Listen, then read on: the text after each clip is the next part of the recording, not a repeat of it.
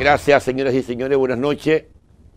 Su programa Política Exterior desde San Juan, Puerto Rico, con nuestro invitado especial, el doctor Francisco Catalá, con quien vamos a analizar temas de palpitante actualidad económica de la isla de Puerto Rico.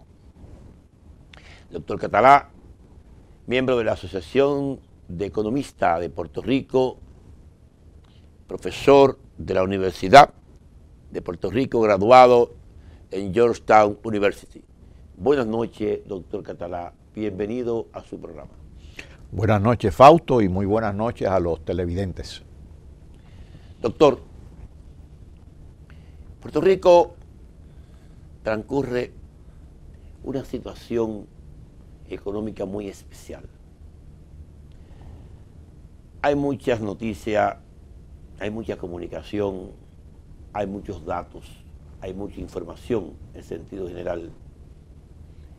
Solo llegando al terreno, hablando con un economista, hablando con un puertorriqueño, podemos tener la certeza de cuál es la situación real de la economía de esta nación. Hay un efecto contagio que nos preocupa, que es el impacto de la deuda de Puerto Rico sobre las demás islas del Caribe desde el punto de vista de la conducta económica. Sabemos perfectamente que la deuda asciende casi al 100% del Producto Interno Bruto, al tamaño de la economía de esta nación. ¿Cuál es la realidad? ¿Cuál es la real dimensión de la deuda de Puerto Rico? Para luego entrar en detalle sobre cómo se fue conformando y cuál es el impacto que tiene en la vida social de esta nación. Bueno, la deuda del gobierno de Puerto Rico en la actualidad es alrededor de 72.000 millones. Esa deuda se subdivide o se puede dividir en 18 emisores distintos, porque había distintos emisores públicos. El Banco de Fomento, el Gobierno Central, la Autoridad de Energía Eléctrica. Si la dividiéramos, no la vamos a dividir en los 18 emisores, porque sería, no hay que ser exhaustivo en eso. Pero si la dividimos entre el Gobierno Central y sus corporaciones públicas, se diría como 35.000 millones el Gobierno Central y otros 35.000 las corporaciones públicas y los municipios, que es una deuda más pequeña.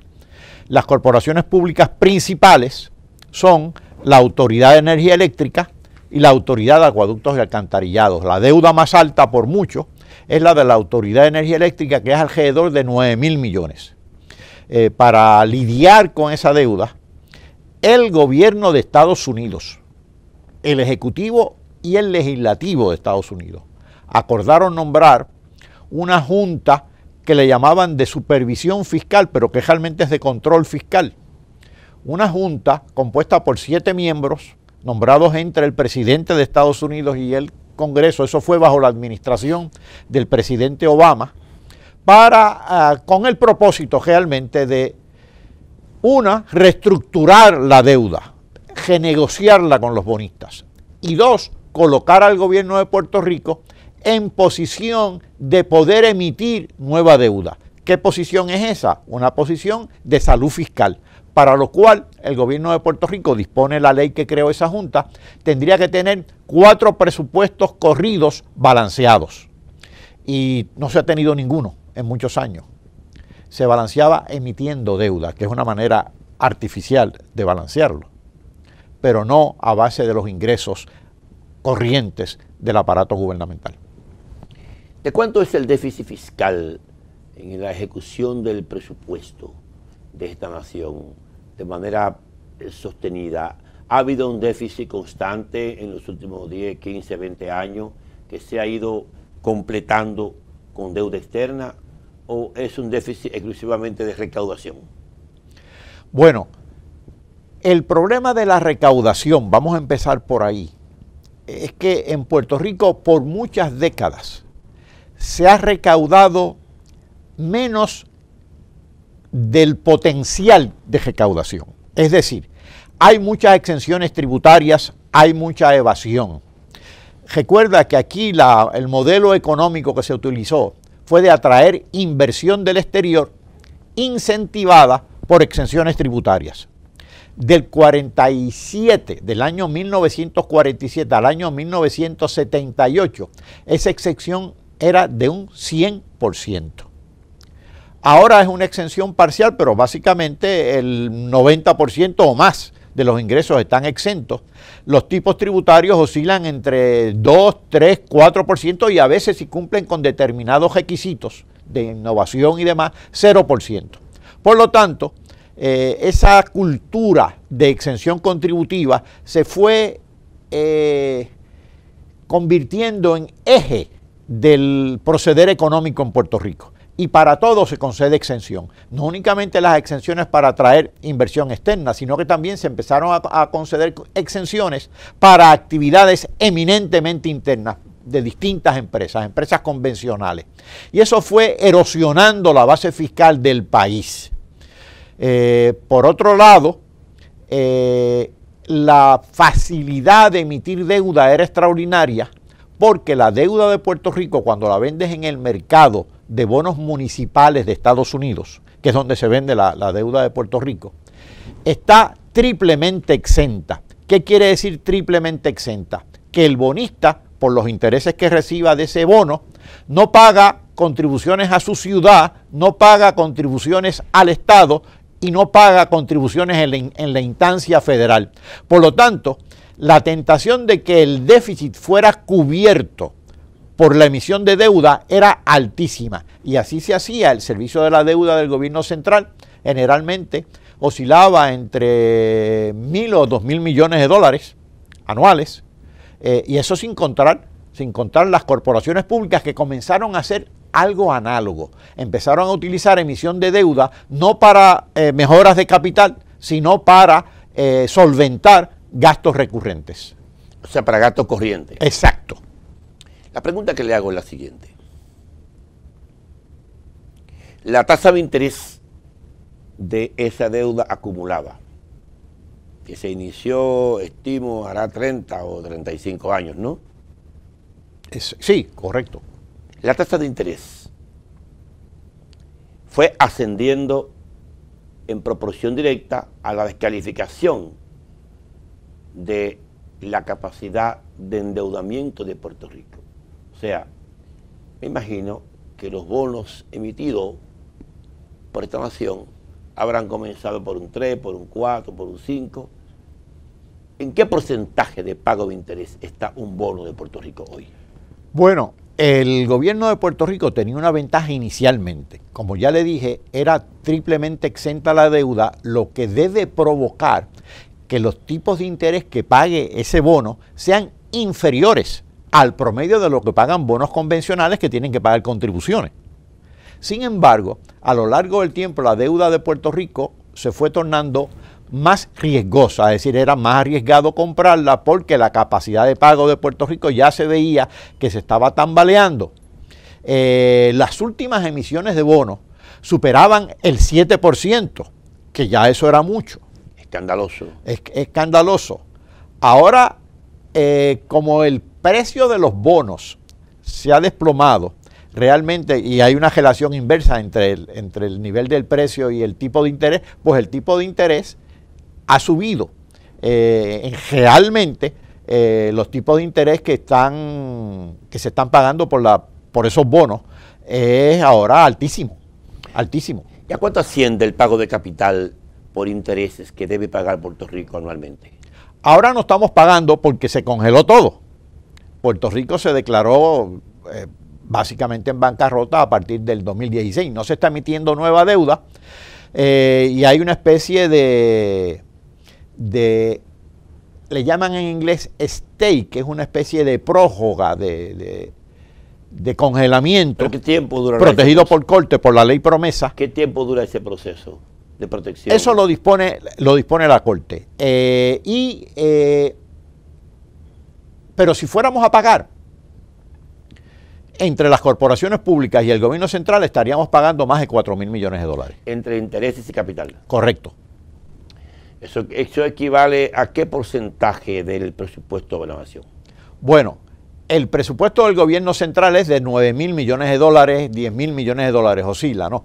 Y si se consolida con lo que llaman el presupuesto consolidado, que es el gobierno central más Las autónomas. las corporaciones públicas, ascendería alrededor de 26.000 millones de dólares. Eso quiere decir prácticamente un 20%. Correcto, Un correcto. 20% del tamaño del presupuesto. Y eso sin emitir nueva deuda. ¿Eso incluiría el pago de intereses y capital o solamente el pago de intereses? El pago de intereses más la amortización. Más la amortización. La pregunta que le hago es la siguiente. Estando exento de pago el país desde el 2016 por situación de dificultad fiscal, ¿cómo se proyecta eso en el manejo de la economía de Puerto Rico? ¿Ha tenido un respiro o el endeudamiento servía como mecanismo de amortización de la propia deuda? O sea, ¿se pagaba préstamo con otros préstamos? Yo la situación la veo muy difícil. Si se pagaba préstamos con otros préstamos, había refinanciamiento constantemente. La situación la veo muy difícil. Permíteme una analogía para beneficio de los televidentes. Claro. Imagina que una persona tiene una casa y que la casa, el techo se está filtrando de agua, las paredes se están agrietando, las ventanas y las puertas no encajan bien en la casa y últimamente el piso se está inclinando. Y el amigo dueño de la casa llama a un ingeniero y le dice, mira, evalúeme esta casa, ¿qué es lo que tiene? ¿Qué es lo que pasa? El ingeniero hace un examen pormenorizado de la situación de la casa y concluye que el problema es la zapata, la base de la casa, que es inadecuada, no sirve, fue mal construida. Y por lo tanto la casa hay que reconstruirla totalmente. Y de paso le recomienda al ingeniero, demanda a la empresa que la construyó. Y el dueño de la casa dice, pero eso es muy radical, eso es demasiado fuerte. ¿Qué hago? Entonces empieza a no bregar con el problema de fondo. Empieza a sellar el techo, empañetar las paredes, cambiar los muebles de lugar a ver si el piso deja de inclinarse, pero la casa sigue desvencijándose. ¿Por qué? Porque no brega con el problema de fondo. Algo análogo pasa con la economía de Puerto Rico. Estamos hablando de la deuda, de los intereses, de reducir las pensiones, de reducir el gasto público, pero no se está hablando de la base productiva de Puerto Rico, ni de cómo se distribuyen los ingresos de esa actividad que genera esa actividad productiva. Esa es la base de la economía.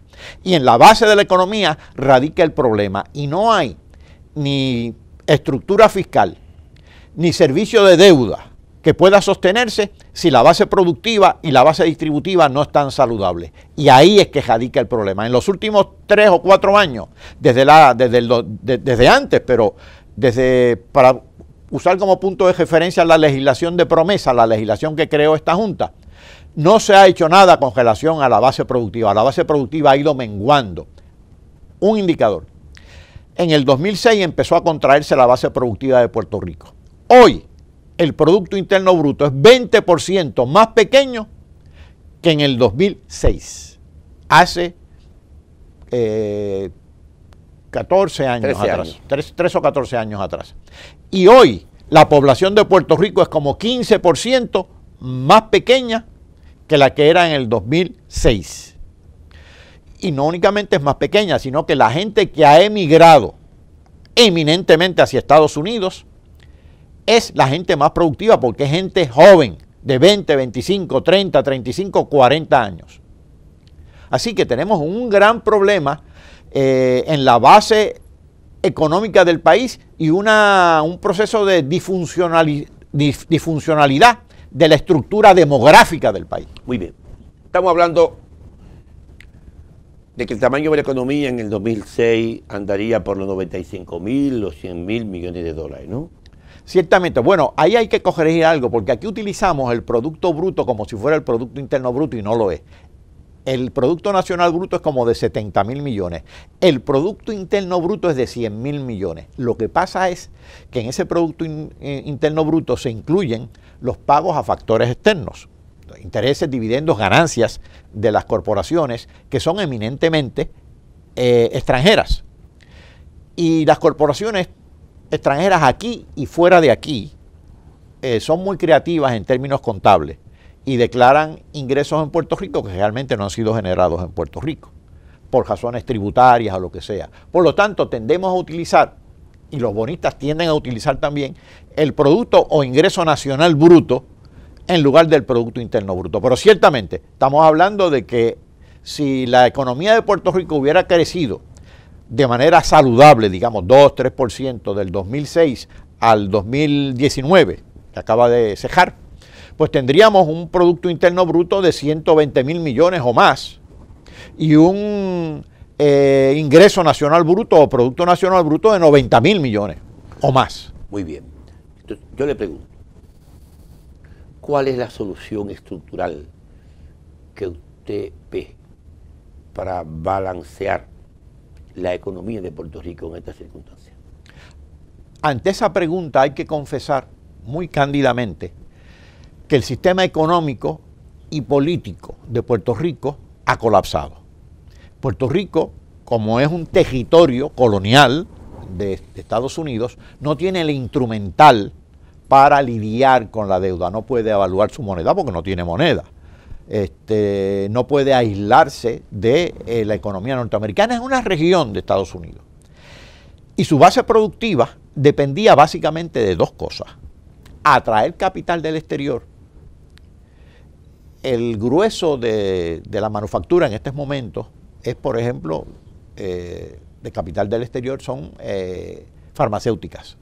Esas farmacéuticas se están reestructurando mundialmente, le han vencido muchas patentes y una ventaja tributaria que tenían en Puerto Rico, concedida por Estados Unidos, no por nosotros, era una exención federal, es decir, del gobierno federal de Estados Unidos, que les permitía repatriar ganancias de Puerto Rico hacia la casa matriz en Estados Unidos, libre del pago de contribuciones. Era una sección del Código Federal de Rentas Internas de Estados Unidos que se llamaba la sección 936. Eso fue derogado, eso no existe. Así que se están reestructurando a nivel mundial. Vencen las patentes y se deroga esa sección. Por lo tanto, el atractivo de Puerto Rico para atraer capital externo se ha reducido. ¿Cuál era el otro mecanismo de compensación? ¿Pero qué efecto tuvo entonces esa medida sobre la expansión de la inversión extranjera en Puerto Rico? Que la inversión extranjera en Puerto Rico no ha estado llegando prácticamente. En la que estaba, está por irse, se ha quedado todavía el grueso de las empresas 936 o las de las farmacéuticas y de instrumentos de precisión, también producen instrumentos médicos.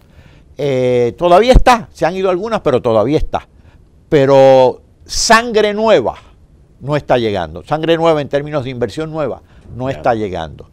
Y por otro lado, el mecanismo de compensación ante eso generalmente eran los fondos federales, tanto los que llegan a individuos como los que llegan al gobierno central. Y los fondos federales tampoco han estado aumentando como se visualizaba, ni aún después los fondos de ayuda luego del huracán María, que devastó a Puerto Rico en el 2017.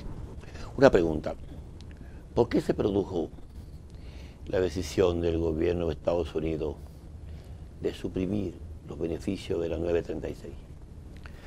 Esa es una excelente pregunta, Fausto. El gobierno de Estados Unidos, el Departamento del Tesoro, para ser más concreto, rindió 6 informes evaluando la sección 936.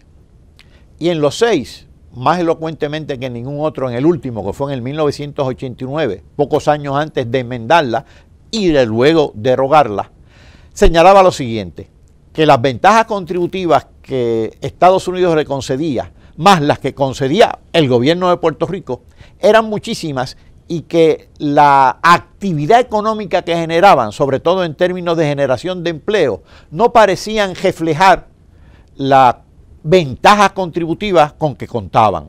Es decir, que la actividad económica no estaba justificando la exención contributiva de que estaban gozando esas empresas. Eso número uno.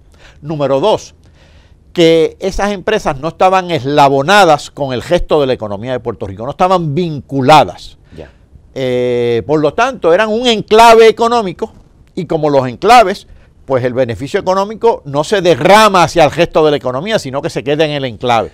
Eran dos buenas razones. No contribuían al crecimiento total. Exactamente. El gobierno de Puerto Rico, a mi parecer, erradamente, no escuchó esas críticas y no hizo los ajustes que tenía que hacer acá. ¿Qué ajustes pudo haber hecho? Para empezar, cobrarle más contribuciones locales a las empresas 936 para decirle al gobierno norteamericano, mira, están contribuyendo al fisco, por lo tanto voy a depender menos de ti, de las transferencias federales.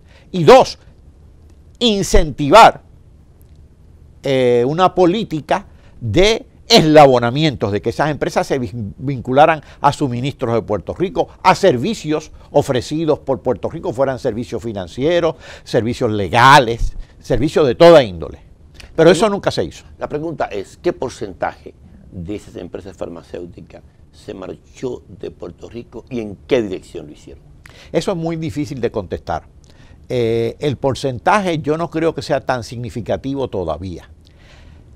Pero se dio a entender siempre que era un alto porcentaje. Sí, sí. Siempre se vendió eso. Pero mira lo que ha pasado. Lo que ha pasado es que un enclave ha ido sustituyendo a otro. Inicialmente, explíqueme eso. Inicialmente el enclave de Puerto Rico para allá, para las décadas del 50, 60, hasta casi el 70, era de empresas intensivas en mano de obra, es decir, textiles y ropa. Correcto. Cuando se liberan los aranceles en Estados Unidos y se bajan, la competencia de los asiáticos desplazó a Puerto Rico en términos de ese enclave de industria textil y de ropa. No solo a Puerto Rico, a todo. A todo. Toda la región. Entonces Puerto Rico comenzó a incentivar el establecimiento de empresas petroquímicas, lo cual fue un error, porque estábamos hablando de refinerías de petróleo, materia prima que no producimos, cuyo precio es muy volátil y que está sometida a unas presiones políticas extraordinarias y a unos vaivenes de la política mundial. A circunstancias. Entonces, fíjate la apuesta de Puerto Rico. La apuesta de Puerto Rico era que el precio del petróleo en el mercado mundial estaba más bajo que el precio del petróleo en el mercado local de Estados Unidos. Por lo tanto, importábamos petróleo del mercado mundial a precios del mercado mundial para refinar y exportar hacia Estados Unidos.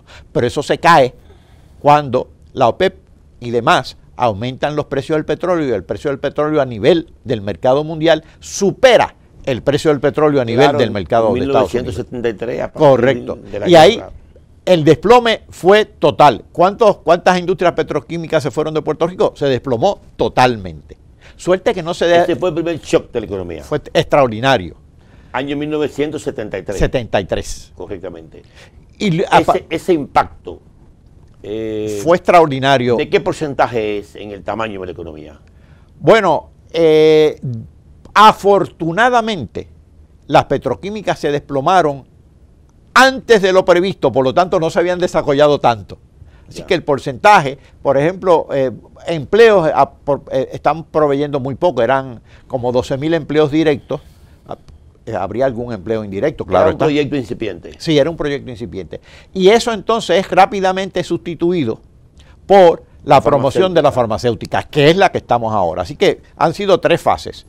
Correctamente. El de las farmacéuticas, la caída de las farmacéuticas cuando se dé plenamente va a ser mucho más contundente que la de las petroquímicas porque han contribuido más a la economía de Puerto Rico. Ya. ¿Cuál es el peso en términos laboral de las farmacéuticas en la economía de Puerto Rico? Está entre las farmacéuticas y otros sectores relacionados, estaría por yo te diría que alrededor del 8 o 10%.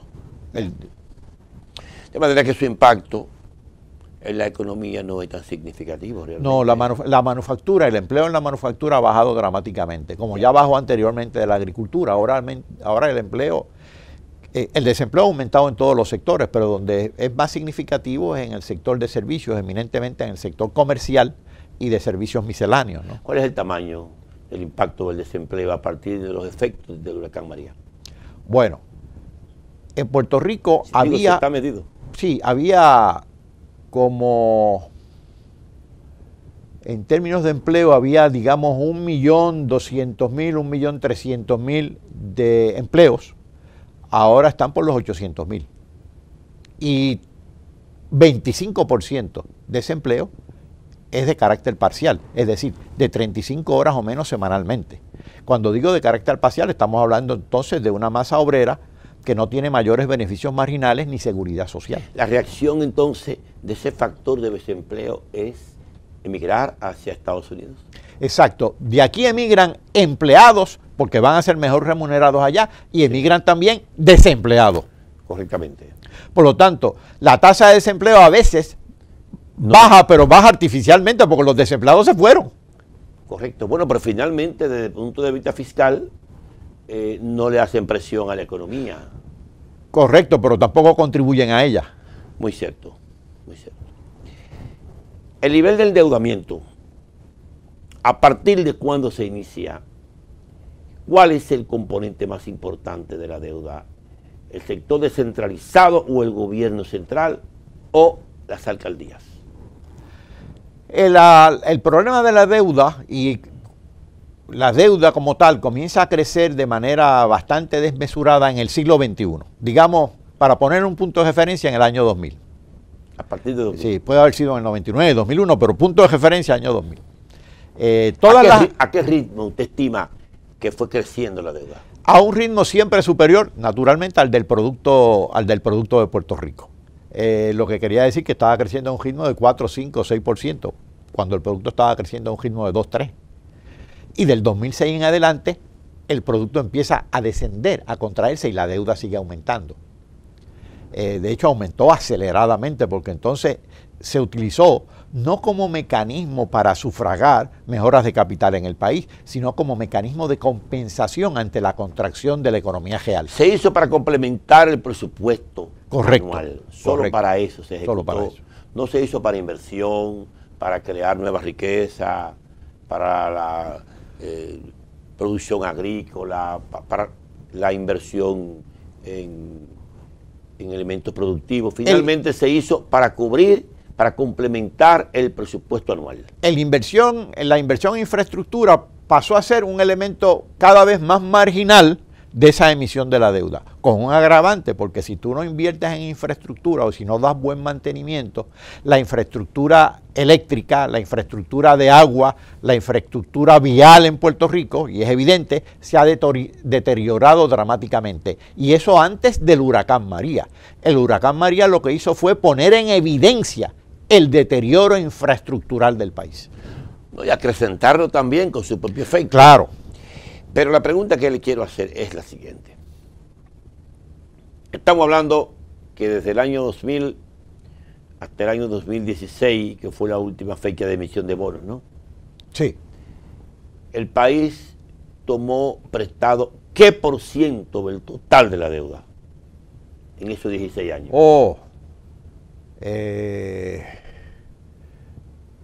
Básicamente más de un 50%. Más de un 50%. Estamos hablando que el país tomaba prestado a un ritmo de 3, 4 mil millones de dólares. Sí. Eso quiere decir que tomó más de 45 mil millones de dólares. Sí, eso es así. Ya. Es decir, el siglo XXI para Puerto Rico ha sido, bajo esos términos, realmente desastroso. Pero ¿cuál era la observación? ¿Cuáles eran los criterios? ¿Cuáles eran los parámetros de los organismos de control fiscal de este país frente a ese endeudamiento visiblemente insostenible desde el punto de vista del pago de sus intereses y desde el punto de vista de la ausencia de un crecimiento proporcional de la economía? Yo creo que se dio un proceso... Una complicidad colectiva, hubo un dejar pasar, ¿qué pasó? Hubo un dejar pasar, para usar tu expresión, que me parece muy feliz. Los organismos técnicos del gobierno empezaron a politizarse. El agente fiscal del gobierno, que era el Banco Gubernamental de Fomento, anteriormente era un agente relativamente independiente de los vaivenes políticos, y era fiscalmente responsable, y se fue tornando cada vez más político. Y es elocuente que todas las administraciones gubernamentales de ambos partidos del 2000 para acá, ninguna ha durado 4 años. Ningún gobernador ha sido reelecto. Han sido gobernadores que han tenido una perspectiva de corto plazo. Déjame resolver como pueda ahora en este cuatrienio. Y lo más fácil a veces es emitiendo deuda. Y entonces fueron politizando a las instancias técnicas.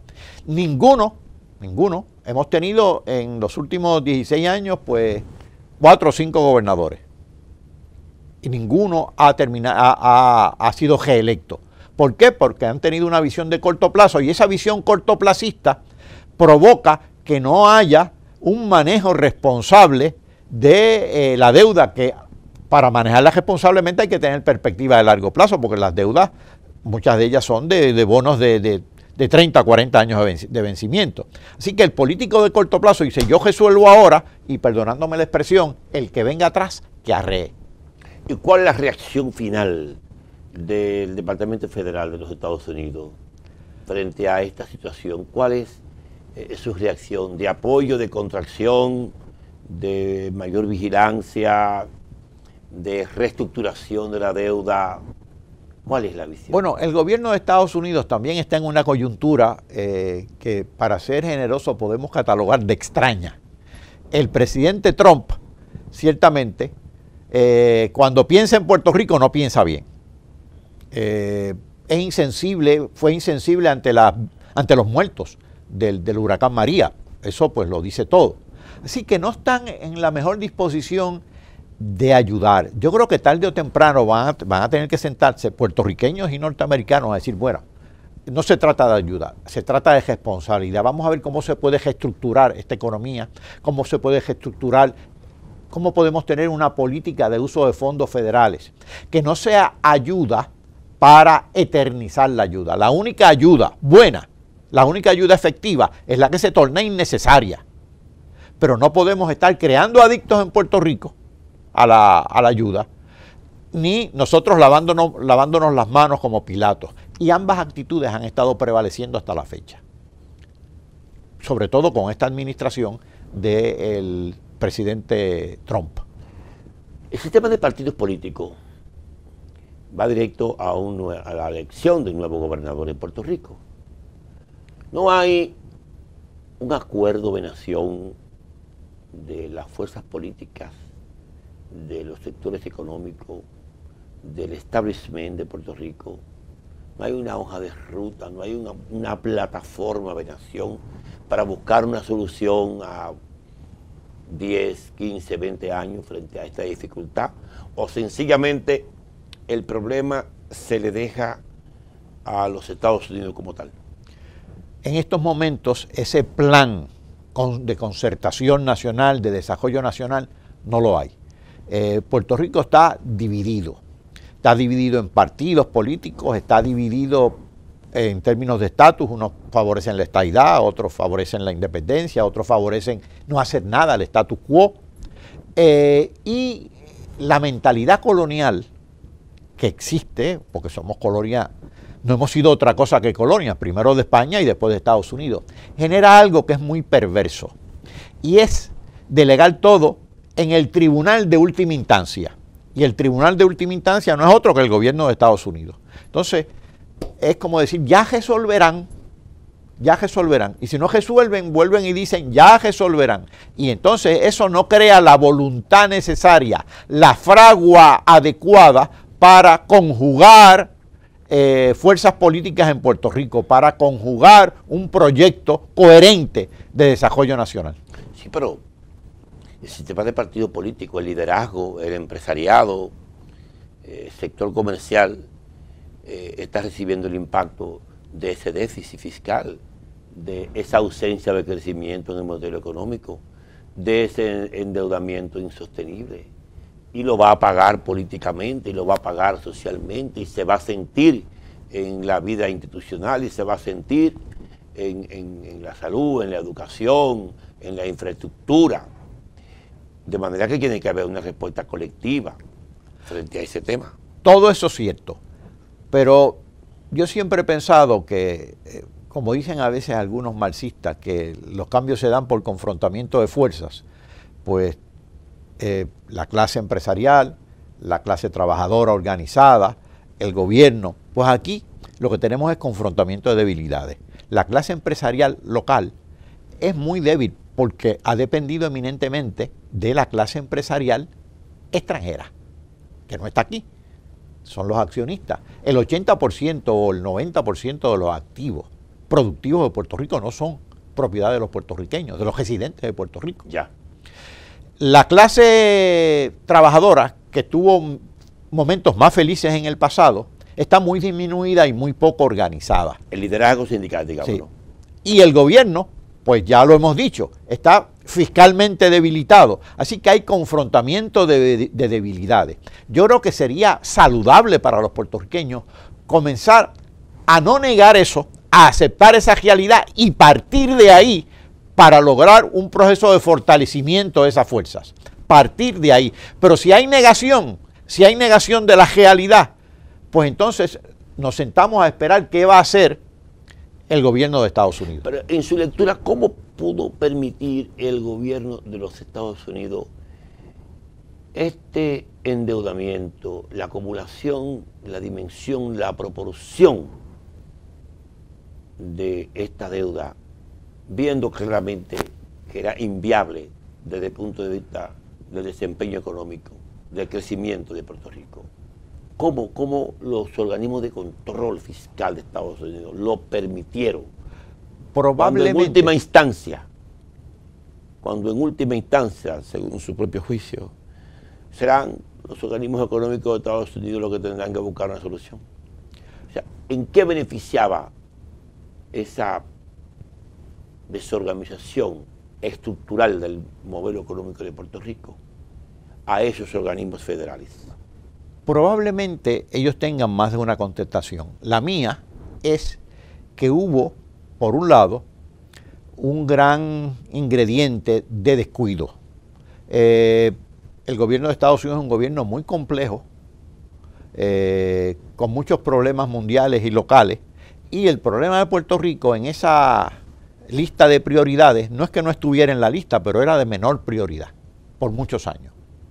Y segundo, las empresas radicadas en Puerto Rico que gozaban y gozan de exención contributiva aquí en Puerto Rico y que estaban bajo la sección 936 hasta el 2006, pues estaban relativamente cómodas, generaban ganancias, no generaban mucho empleo, no era mucho el beneficio para Puerto Rico, pero esas no iban a cabildear allá. Repatriaban capital. Exactamente. Por lo tanto, no había una fuerza en el Congreso. Para que el Congreso de Estados Unidos actúe, hay que presionarlo. Y esa presión no existía. Nunca existió esa presión sólida, ni del pueblo de Puerto Rico, radicado acá, ni de la llamada diáspora radicada en Estados Unidos. Esa presión no existía, esa presión política. Y creo que eso provocó ese descuido. Pues había fondos federales, había ciertos programas federales, eso pues probablemente los norteamericanos pensaban estamos siendo generosos con el pueblo de Puerto Rico. Y el flujo migratorio, porque las válvulas es como una olla de presión. Las ollas de presión, para que no explote, tienen válvulas de escape. Aquí precisamente a la emigración de Puerto Rico hacia Estados Unidos le llaman válvula de escape. ¿Cuál es el porcentaje? Bueno, en este momento de la emigración. Ahora parece que ha disminuido en el 2019 porque los que se fueron después del huracán María, muchos se fueron temporariamente y están regresando. Pero se estaban yendo a razón de 70,000, 80,000 puertorriqueños anuales. Y eso es mucho. Estamos hablando de una población que ahora es de alrededor de 3 millones de habitantes, 3.100.000. Entonces, estamos hablando que se marcharon aproximadamente unos 250,000, 300,000 puertorriqueños. Sí, o más. Ha sido mucho. Ya. Ha sido mucho. ¿Y la tasa de regreso? Ahí hay que hacer una cualificación. Las estadísticas, se habla mucho de la economía de la información y de la economía del conocimiento.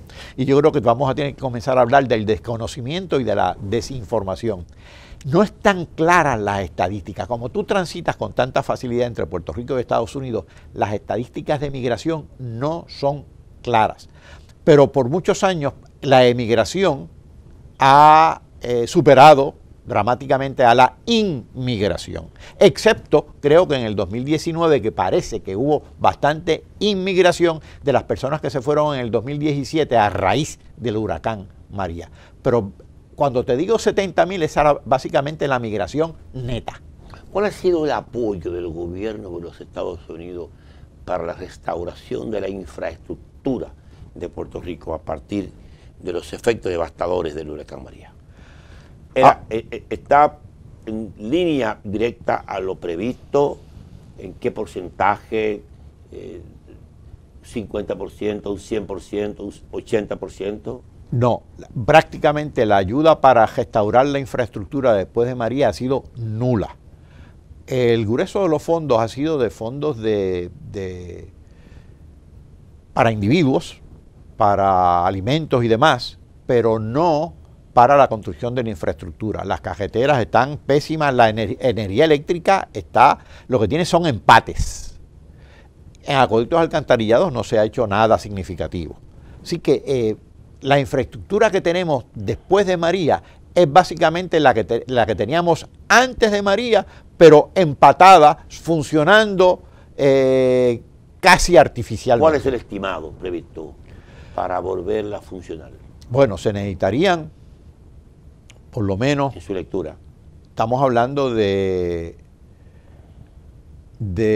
mínimamente, se habían calculado daños de como de 60.000 millones, luego se redujeron a 30.000 millones, pues vamos a ser conservadores, entre 20.000 y 30.000 millones de dólares. No anuales, claro, a lo largo de un periodo de 6, 7 años. ¿Y usted no cree que esa descripción de cifras monumentales de 60.000 millones desafían la imaginación, para luego terminar en 15 o en 10.000, genera también una falta de valoración real de parte de los Estados Unidos de la necesidad prevista?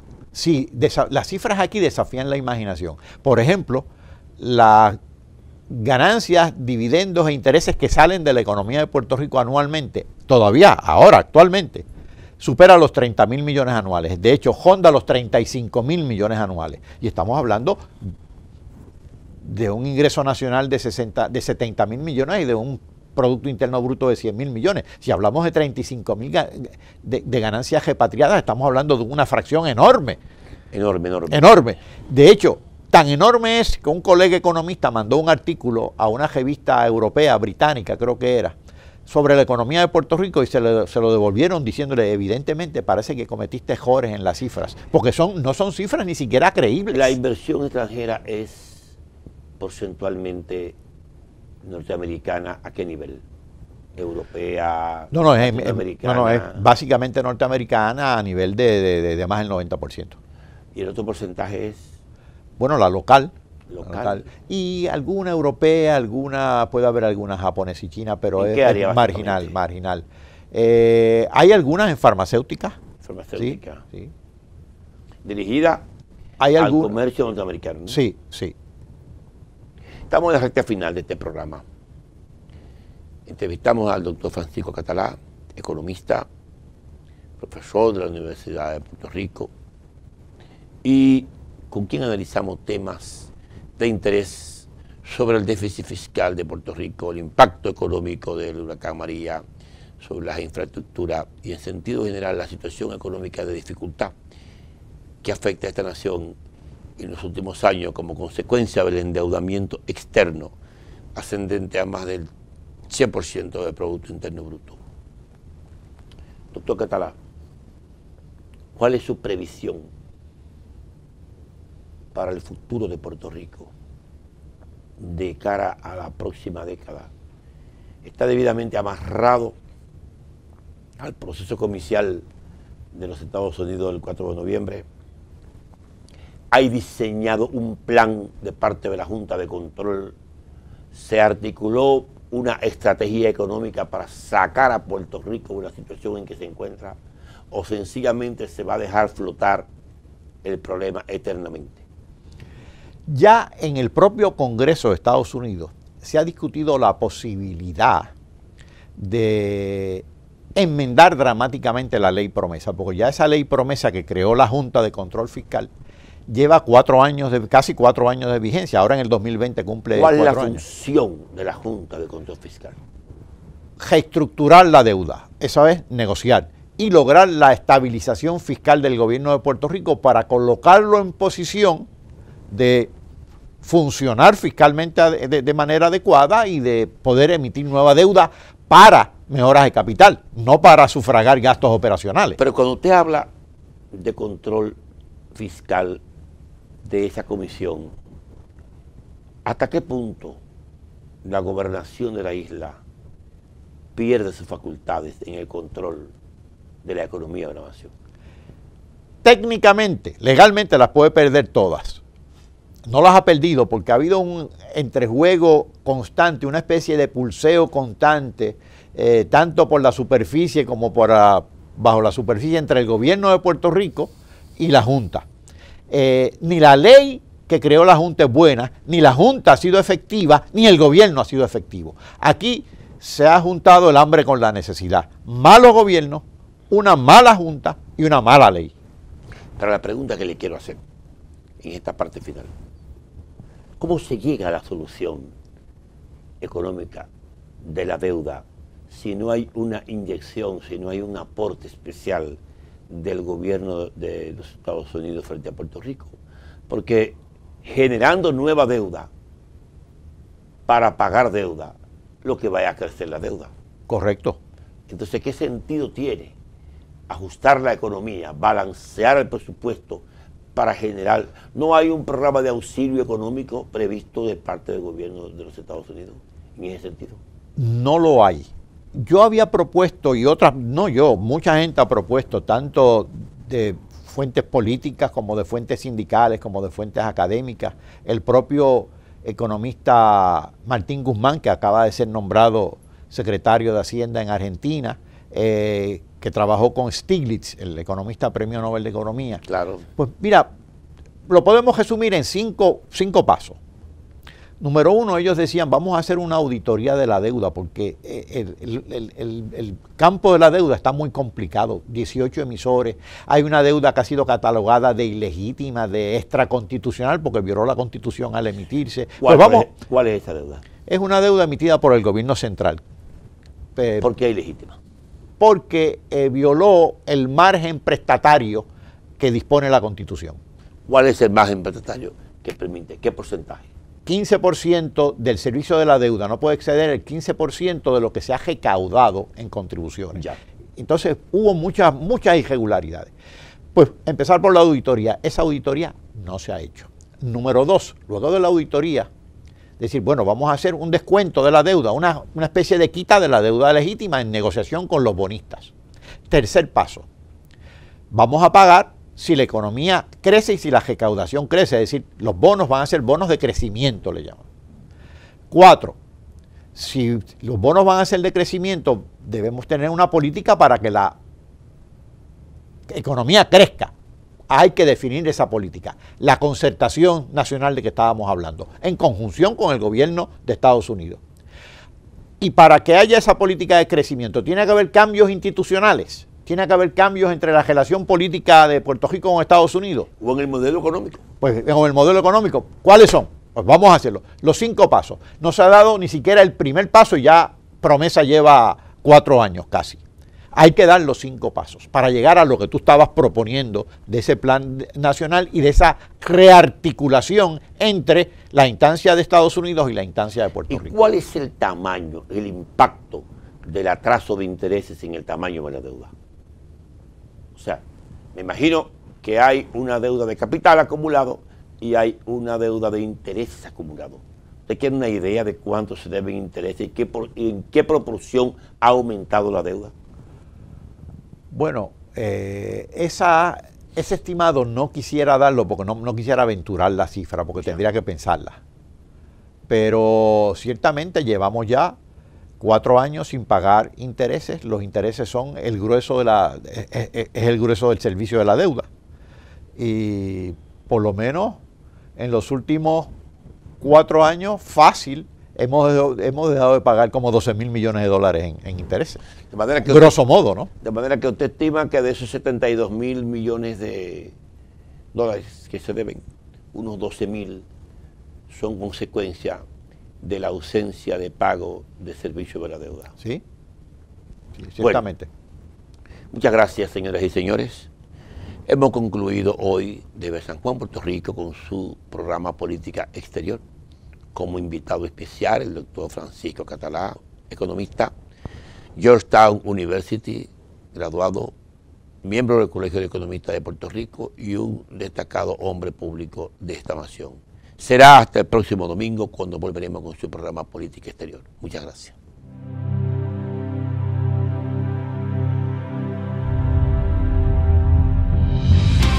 Desde los primeros pasos, cuando cada día aprendes algo nuevo, en esos viajes inolvidables, el día en que ese gran sueño se hace realidad. Y también en los momentos más difíciles,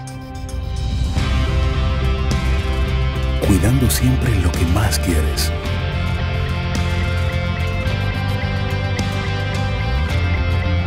Día y noche, kilómetro tras kilómetro, contigo todo el camino. Ministerio de Obras Públicas y Comunicaciones.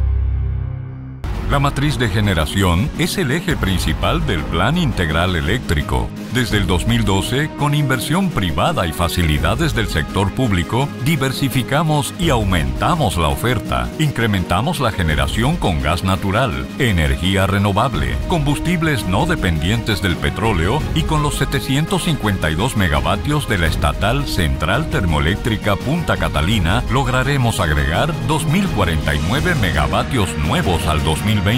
En 8 años hemos duplicado la capacidad de generación eléctrica del país. Estamos cumpliendo, garantizando energía suficiente y verdaderamente competitiva, avanzando juntos hacia la solución definitiva.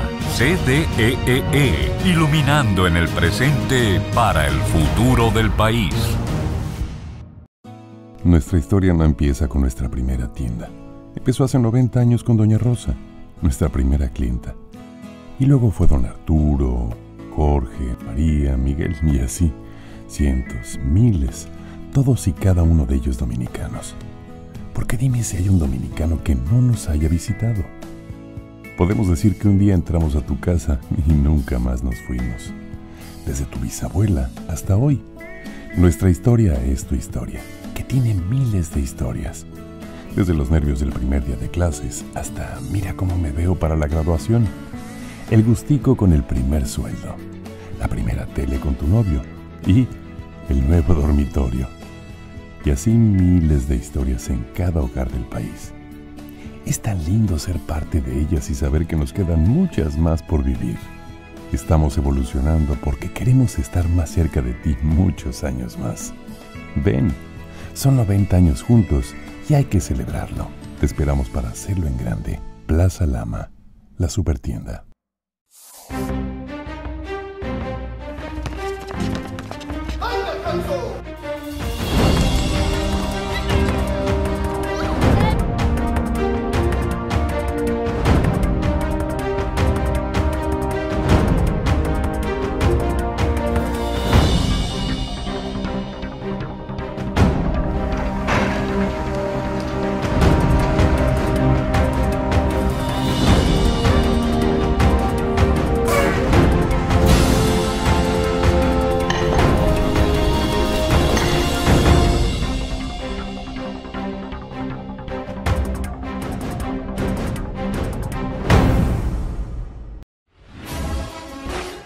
Lista para el deporte. Como en el play, pero en casa.